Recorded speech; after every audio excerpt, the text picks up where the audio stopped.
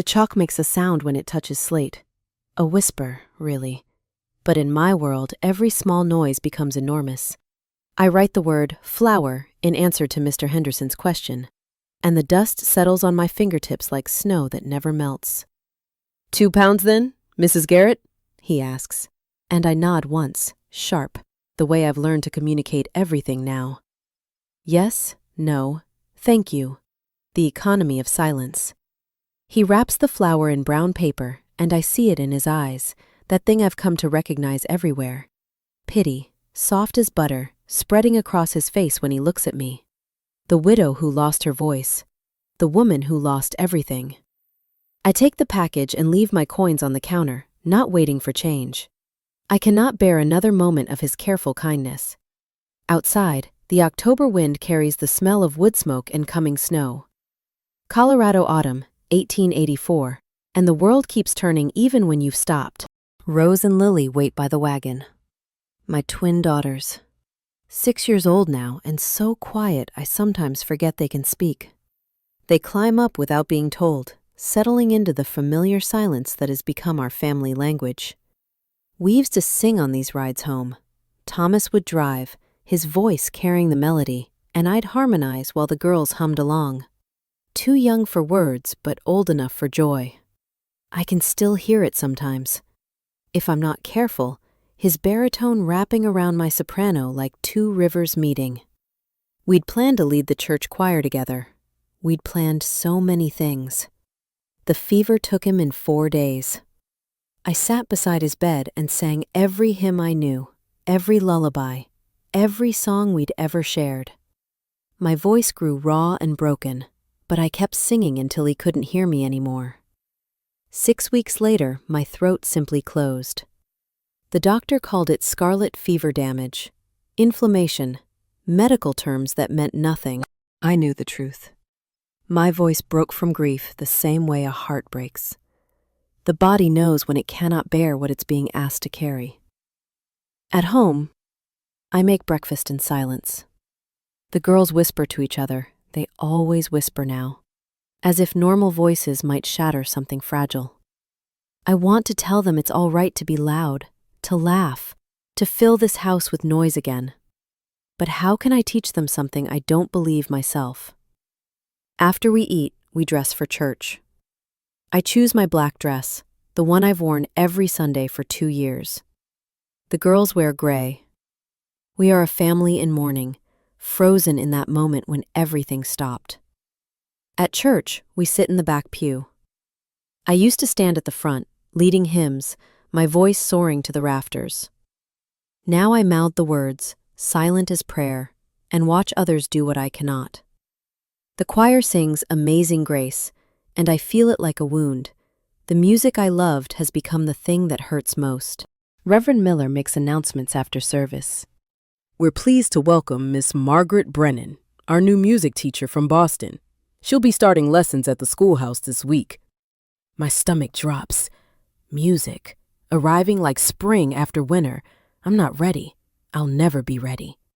But Rose tugs my sleeve, her eyes bright with something I haven't seen in months. Hope, maybe. Or hunger. The look on her face tells me this changes everything, whether I want it to or not. The piano music reaches me on Tuesday afternoon while I'm hanging laundry. Chopin, I think. A nocturne. The notes floating through autumn air like leaves that haven't decided whether to fall or fly. My hands stop moving. A wet sheet hanging between my fingers and the line.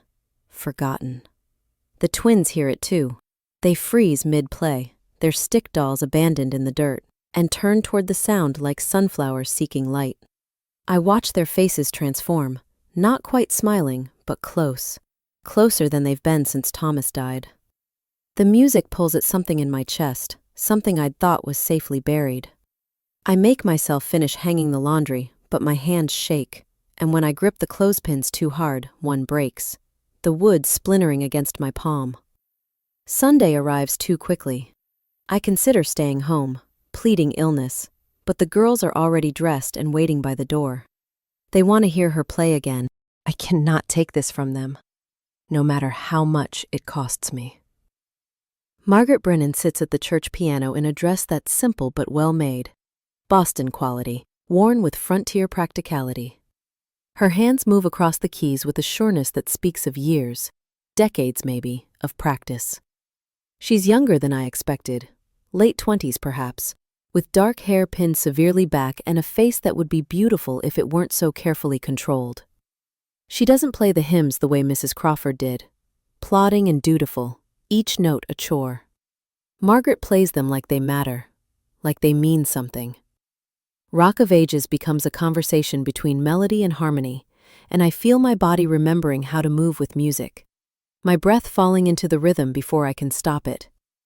After the service, I try to leave quickly, but the twins are slow, lingering near the piano, watching Margaret gather her sheet music.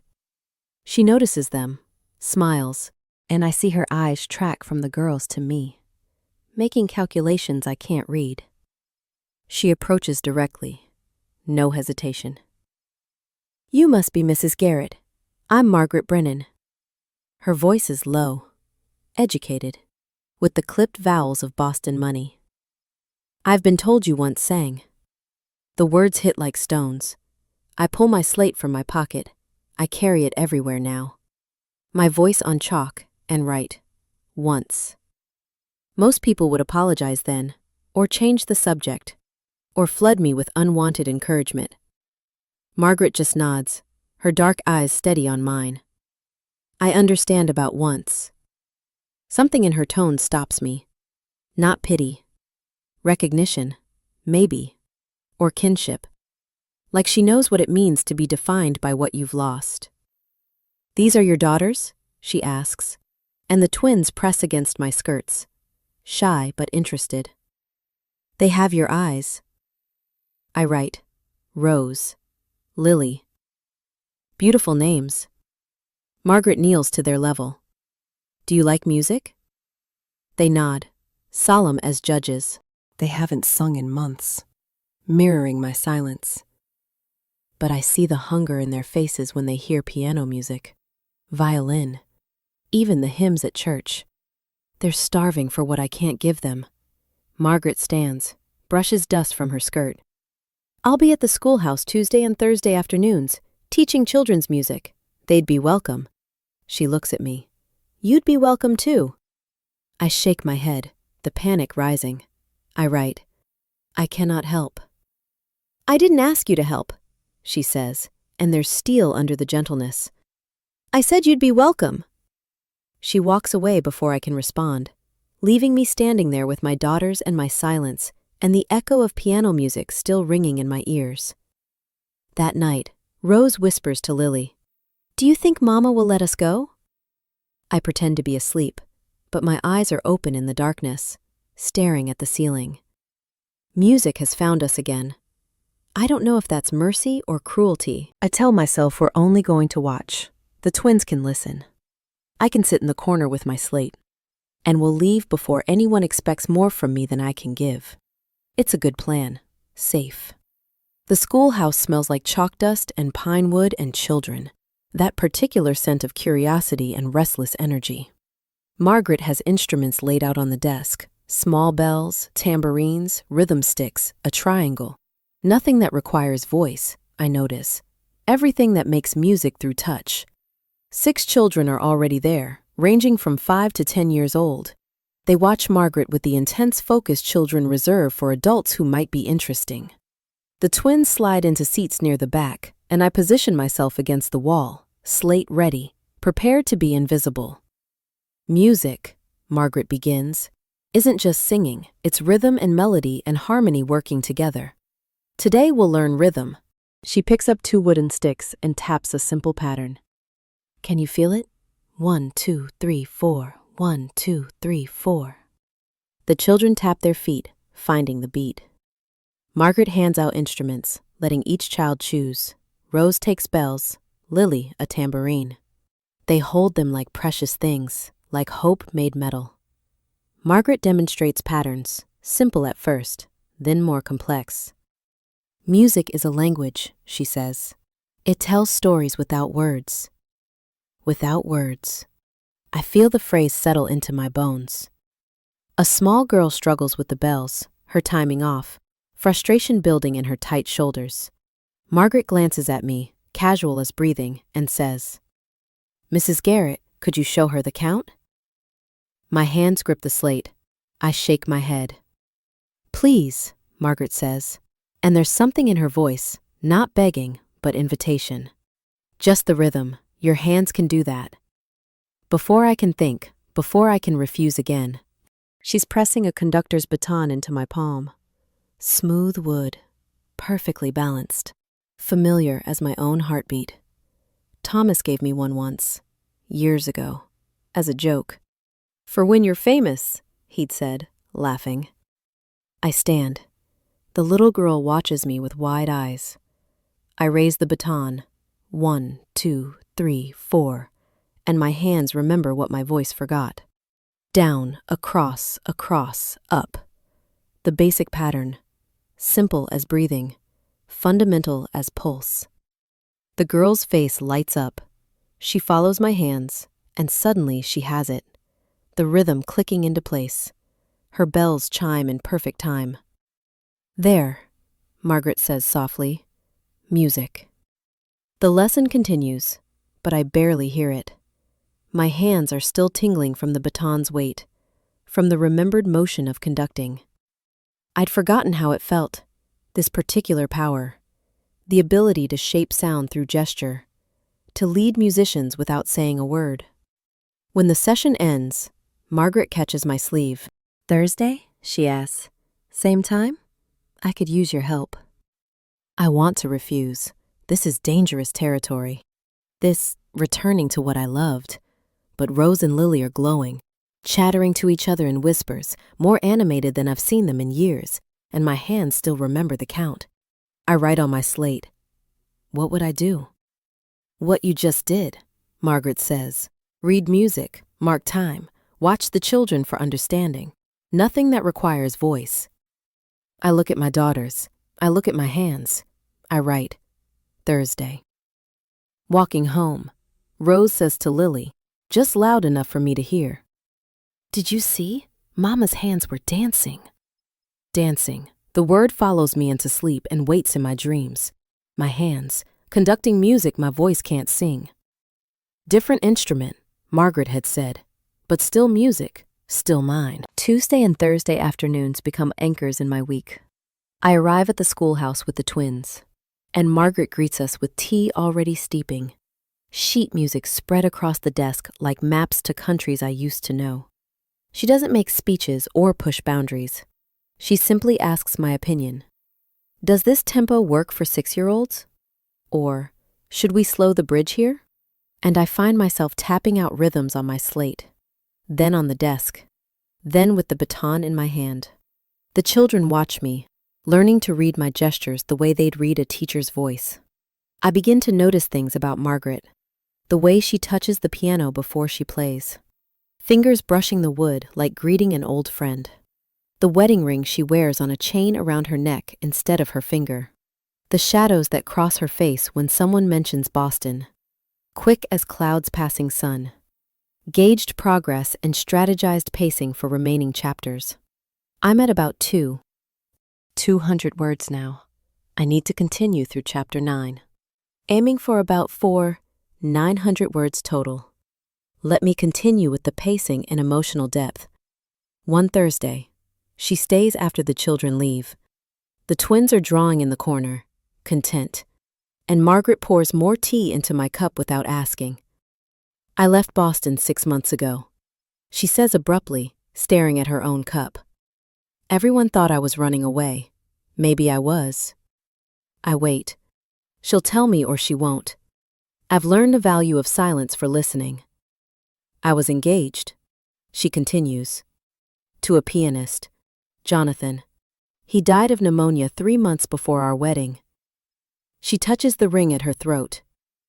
Everyone had opinions about my grief, how long I should wait before moving on, whether teaching was appropriate or if I should find another husband first. I couldn't breathe there anymore. I pull my slate close and write, "The frontier doesn't pity, it understands." She reads it and smiles, sad but real. Exactly, here. Sorrow can have space. No one expects you to be anything but what you are. I write, what brought you to music teaching? It was the only thing that made sense after he died. She says, playing piano, teaching children, it was the one place I could still feel something besides grief. Music saved me, or at least kept me alive long enough to decide I wanted to live.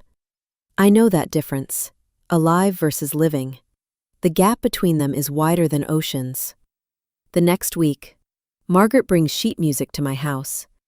I'd value your opinion on this arrangement, she says, but I suspect it's more than that. She wants to see where I live, how I exist outside the schoolhouse walls. We sit at my kitchen table, the scarred wood Thomas built 5 years ago, and spread the music between us. I mark time with my hands while she plays imaginary keys on the table. The twins watch from the doorway, fascinated by their mother and this woman making music from nothing but air and intention. You have perfect rhythm, Margaret says. Better than most trained musicians. It's a gift. I write, had a good teacher. Thomas taught me to conduct, patient through my mistakes, celebrating when I got it right. Had a good partner. Tell me about him, Margaret says. And for the first time in 2 years, I want to. I write in fragments. Thomas, carpenter, sang while he worked, made the twins laugh, called my voice remarkable. Remarkable, Margaret repeats. That's the right word. You have a gift, Elizabeth. Voice or no voice. The use of my first name feels intimate, permission I didn't know I'd granted. I write, not anymore. The gift isn't in your throat, she says. It's in your understanding of music, your sense of rhythm, of phrasing, of emotion. That doesn't disappear because you can't sing. I want to believe her. Some part of me, buried deep, does believe her. But believing means hoping, and hope is the most dangerous thing I know. That night, I dream of conducting for the first time since Thomas died. In the dream, my hand shapes sound into light, and the music builds like dawn breaking, inevitable and beautiful. I wake with tears on my face and the ghost sensation of a baton in my palm. Margaret arrives on a cold November afternoon with a book tucked under her arm. I've been learning something, she says, setting it on my table. I thought you might want to learn too. The title reads, Manual Alphabet and Sign Language. I look at her, confused. It's not just practical, she explains, opening to a page of hand diagrams. It's beautiful, like music for the eyes. She demonstrates the sign for music, hands moving like conducting, fluid and graceful. Then love, arms crossing over heart. Then mother, fingertips touching chin with such tenderness I feel it in my chest. Your hands can speak, Margaret says. Not instead of your voice, differently than your voice, but just as true. The twins materialize at my elbows, drawn by curiosity. Margaret teaches us together, patient with their fumbling fingers and my hesitant attempts. The girls pick it up instantly, turning signs into games, spelling their names in the air, laughing when they make mistakes. I practice the sign for I love you, 3 fingers extended, a gesture simple as prayer. I sign it to Rose, to Lily, and they sign it back, adding their own flourishes, making it dance. For the first time since Thomas died, I feel something shift in my chest. Not healing, not yet, but possibility. That evening, after the girls are asleep, Margaret stays for tea. We sit in comfortable silence until she says, I was supposed to marry Jonathan in October of last year. The church was booked, my dress fitted, the flowers ordered. When he died, everyone expected me to cancel quietly and mourn properly. But I couldn't stand the thought of that church, that date, all that planning turning into nothing but a grave. I write, so you left. I ran, she corrects. I took my piano skills and my teaching certificate, and I went as far from Boston as I could manage. My mother still writes letters begging me to come home, to find a suitable position. To stop wasting my education on frontier children. She laughs, bitter. As if any of that matters when you can't breathe. I write, the frontier doesn't pity. You wrote that before, she says. It's true. Here, nobody cares who I was supposed to be. They only care if I can teach their children music. She looks at me directly. Same for you. Nobody here cares that you lost your voice. They care about who you are now. I write, who am I now? Someone learning to speak differently, Margaret says. Someone teaching her daughters resilience by living it. Someone whose hands sing. Different instrument, same soul. The phrase echoes in my mind that night as I practice signs in the mirror. My hands, which have spent 2 years writing short notes on slate, suddenly have vocabulary, emotion, range. I sign music and watch my reflection move with grace I'd forgotten I possessed. The next afternoon, Margaret says casually, while the twins are practicing bells, the church wants a Christmas program. I'd like you to conduct the children's choir. Rose and Lily on bells, if you're willing. My heart stops, then races. Conducting in front of everyone. Being visible instead of invisible. Standing where Thomas and I once stood together, but standing alone. You don't have to answer now, Margaret says. Think about it. But I'm already thinking, already imagining, already terrified. I write, what if I fail? She reads it and smiles. What if you succeed? Reverend Miller announces it on Sunday. Christmas Eve program, featuring our children's choir under the direction of Mrs. Elizabeth Garrett. I feel every eye in the church turn toward me. Curious, surprised, some supportive, some skeptical. Mrs. Crawford whispers to Mrs. Henderson, and I don't need to hear the words to know what they're saying. How will she do it? Can she really? Poor woman. That afternoon, I overhear 2 women outside the general store.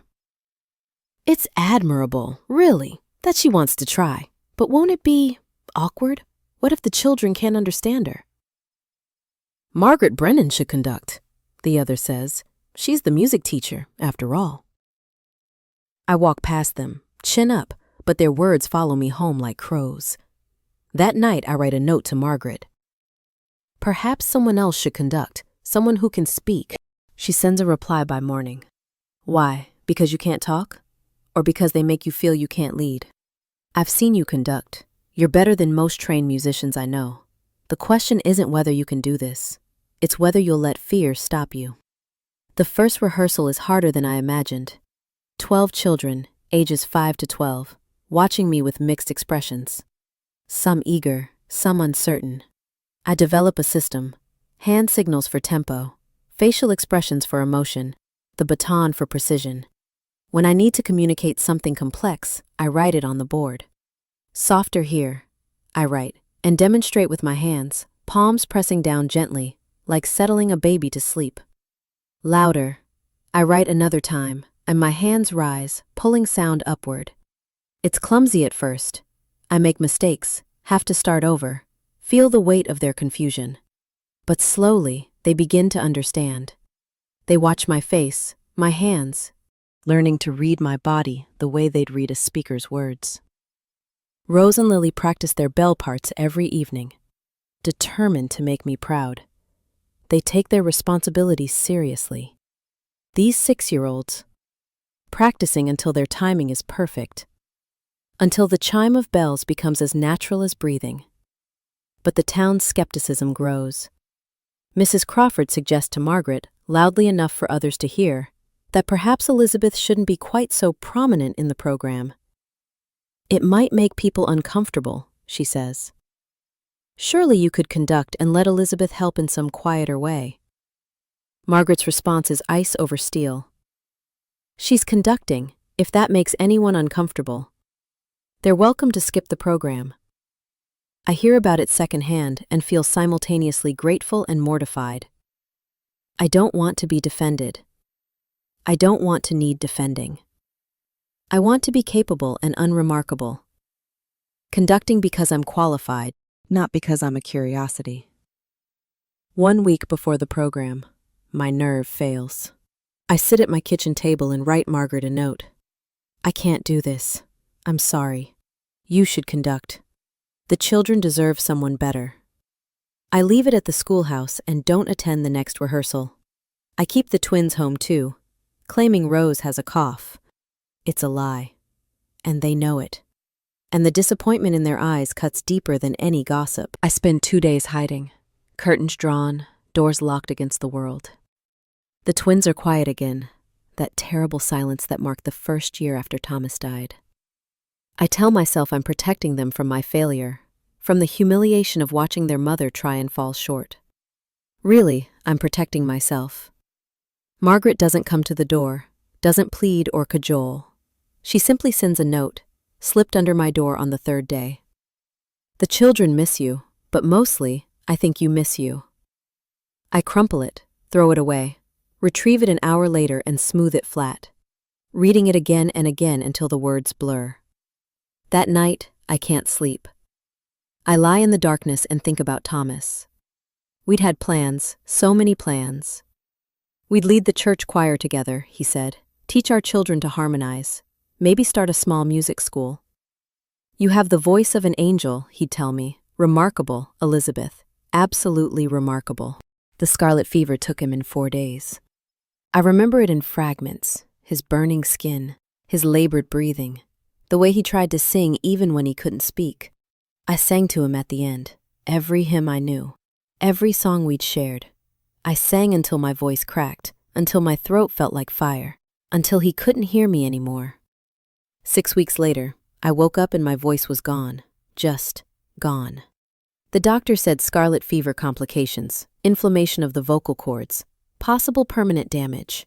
But I knew. My voice broke because my heart broke. My body refused to sing without him. I've been telling myself that silence honors him, that moving forward, finding joy again, creating music again, that would be betrayal. As if healing means forgetting. As if living means he mattered less. But he wouldn't want this. Thomas, who sang while he worked, who taught me to conduct by moving my hands with his, who called our daughters his little songbirds. He wouldn't want us frozen in the moment of his death. He'd want music, in whatever form it could take. Rose appears in my doorway, small in her nightgown, backlit by hallway lamplight. "Mama," she says, speaking aloud, not whispering. "Are you sad because of Daddy or because of you?" The question breaks something open in my chest. Out of the mouths of children comes terrible wisdom. I pull her close, then Lily, who's followed behind her, and we sit together in my bed. I sign to them, hands moving in the lamplight. I'm afraid. "Of what?" Rose signs back. They're learning so fast. I sign. Of being happy when Daddy isn't here. Lily, my quiet one, signs. "But we're still here." Yes, they're still here, and I'm still here, different than we were, missing a piece that can never be replaced, but here, alive, capable of more than just existing, if I'd let myself try. I get out of bed and find the conducting baton Margaret gave me. It fits in my hand like it belongs there, like it's been waiting for me to remember who I am. I write a note to Margaret. "I'm ready, if you'll still have me." In the morning, I deliver it myself. Margaret reads my note and nods once. 3 days, she says. We have 3 days. We rehearse with new intensity. I conduct with something I haven't felt in years. Not just competence, but passion. I pour everything into my hands. My grief, my hope, my love for my daughters, my gratitude for music that survives even when voices don't. The children sense the change and respond, singing with more heart than technique, which is exactly right. I create visual cues they can follow. For softer, my hands gentle like touching something fragile. For crescendo, they rise like sun breaking over mountains. For hold this note, I freeze, baton suspended, and they learn to watch, to trust, to follow. Rose and Lily practice until their bell parts are flawless. I watch them. These children who learned silence from me and are now learning music again. They're so serious, so determined. They want this for me as much as for themselves. The day before the program, I choose what to wear. Not my black morning dress, not the gray that's become my uniform. I find a dress in deep blue, Thomas's favorite color, that I haven't worn in 2 years. It still fits, though I'm thinner now, hollowed out by grief and slowly filling in with something else. Purpose, maybe, or possibility. Margaret sees it and smiles. He'd like that. You didn't know him, I write.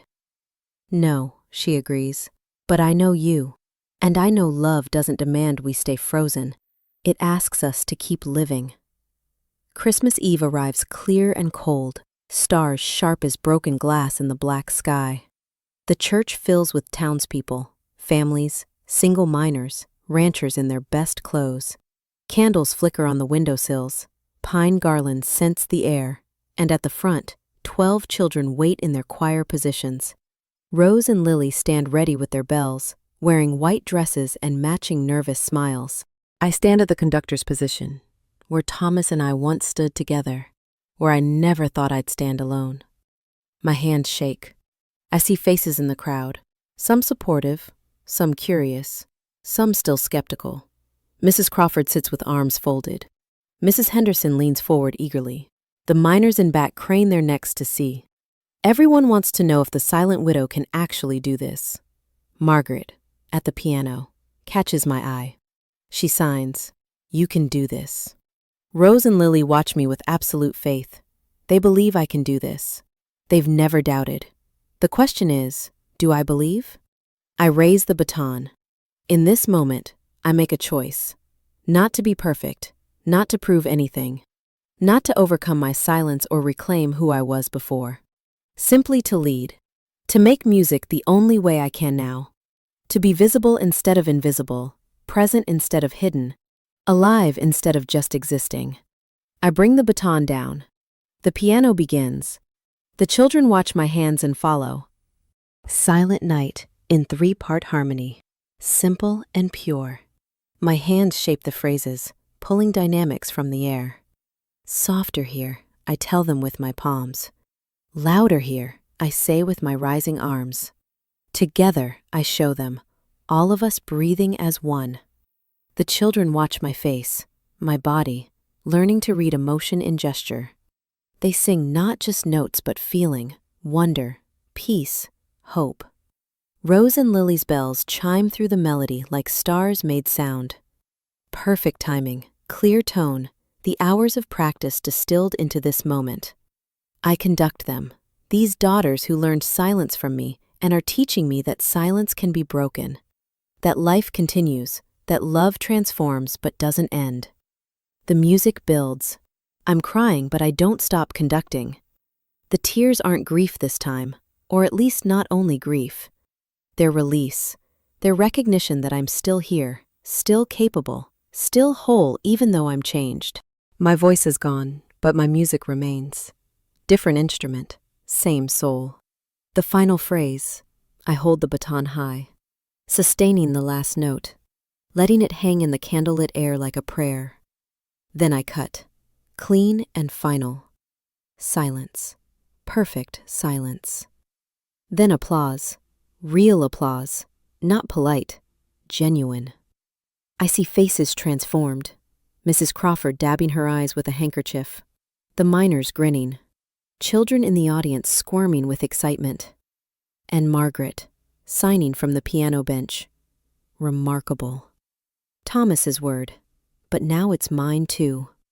Rose and Lily rush to me, hugging my waist, and I hold them close. I sign to them, I love you. They sign back, we love you too. People approach after, offering congratulations. That was beautiful. The children sang so well. You have a gift, Mrs. Garrett. I write thank yous on my slate, accepting their words without deflecting, without minimizing. Because maybe it's true. Maybe I do have a gift, just not the one I thought I'd lost. Margaret finds me as people are leaving. Spring program? She asks. I write, yes. Just that. Yes. Not maybe, or if I'm able, or we'll see. Yes. Because I've made my choice. I'm choosing visibility, choosing community, choosing life. We walk home through snow that started falling, fat flakes catching candlelight from windows. The twins chatter about the program, signing and speaking simultaneously, their voices carrying through the quiet night. I listen and watch and feel something I'd almost forgotten: contentment. Not happiness, not yet. Maybe never in the uncomplicated way I knew before. But contentment, peace. The sense that I'm where I'm meant to be, at home. I tuck the girls into bed and sit for a moment in the kitchen. The baton rests on the table where I left it. I pick it up, feel its familiar weight, and think about tomorrow. About the spring program Margaret mentioned, about teaching the twins more sign language, about all the music still waiting to be made. Thomas is gone. My voice is gone. These facts will always be true, but I'm still here.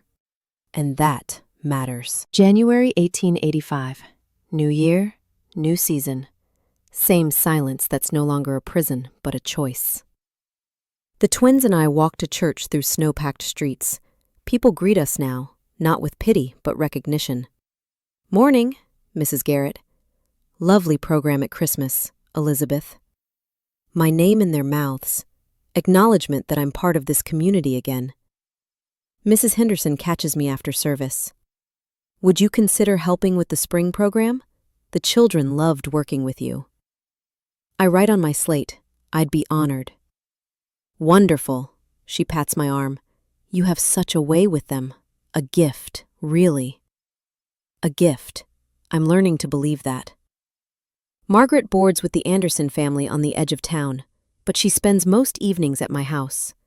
We plan lessons over tea, discuss musical arrangements, exist in comfortable silence punctuated by signing or my written notes. Two widows, one literal, one metaphorical, building new lives from the rubble of old dreams. Sometimes she talks about Jonathan. Sometimes I write about Thomas. Mostly we sit together in the understanding that some losses can't be explained, only witnessed. She gets that. I get that about her. It's enough. The twins are thriving. Rose wants to learn piano now. Lily has discovered she loves rhythm instruments, tambourine, bells, even the simple drum Margaret brought her. They laugh freely, speak without whispering, fill our house with noise that used to scare me and now feels like proof of life. They interpret for me sometimes when my slate is inconvenient, translating my signs to visitors, explaining to other children how their mama talks with her hands. They do it matter-of-factly, without shame or apology. To them, I'm just mama. Different, yes, but whole. The town has learned too. Mr. Henderson knows my usual order and has it ready before I write it down. The children at school have started learning basic signs, thinking it's a game, but absorbing a language of inclusion. Mrs. Crawford, who doubted me most, asked last week if I'd help her grandson who's struggling with rhythm. You have a way of teaching without words, she said, that reaches him better than speaking does. I've become known not for what I've lost, but for what I do. Conduct children's choirs, teach rhythm and timing, communicate emotion through gesture. The widow who lost her voice has transformed into Elizabeth Garrett, music teacher, conductor, mother. Woman who speaks differently, woman who's building a life from what remains. On a late January evening, snow falling outside and lamplight warm inside, I sit at my kitchen table with my journal. Margaret grades papers across from me, occasionally humming to herself. The twins sleep upstairs, their breathing steady and peaceful. This is my life now. Not the life I planned, not the life I lost, but a life nonetheless, real and true and mine. I write in my journal. Music finds its way, through throat or hands, piano or bells, voice or silence. The instrument changes, but the soul song remains. I thought I'd lost music when I lost my voice. I was wrong. I'd only lost one way of making it. Margaret taught me to see that. The twins taught me why it matters. Thomas taught me to love music in the first place. I close the journal and sign to Margaret. Thank you for teaching me to listen to silence. She looks up from her papers and signs back. You taught yourself. I just witnessed it. We smile at each other across the table. Two women who've learned that loss changes us but doesn't end us. Tomorrow we'll plan a spring program, something ambitious this time, maybe a cantata with instruments and vocal parts. Tonight, we exist in this moment of peace we've both earned through survival. I think about Thomas sometimes still, how he'd laugh to see me conducting, using the baton he gave me as a joke. How he'd love seeing the twins so musical, so confident. How he'd understand that my loving him doesn't mean I stop living. That memory and grief and hope can exist together in the same heart. The snow falls heavier now, muffling the world in white silence. But inside, there's warmth and light and the promise of music waiting to be made. I've learned that silence can sing if you know how to listen, that hands can speak volumes, that worth isn't measured by what we've lost, but by how we continue. I am Elizabeth Garrett. I cannot speak. But I am not silent. I have no voice, but I have music. I am changed, but I am whole, and tomorrow there will be more music. Always more music, different instruments, same soul. That's enough. That's everything.